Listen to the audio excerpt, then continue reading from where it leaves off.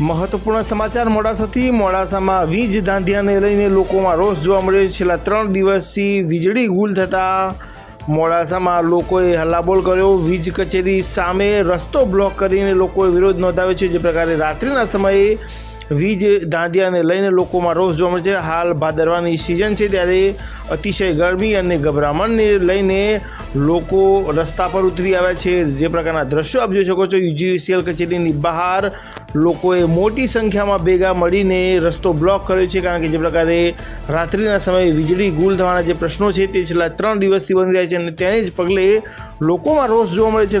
રોષને પગલે હાલ રસ્તો બ્લોક કરવામાં આવ્યો છે। ટ્રાફિક જામના પણ દ્રશ્યો સર્જાયા છે। પોલીસ ઘટના સ્થળે છે।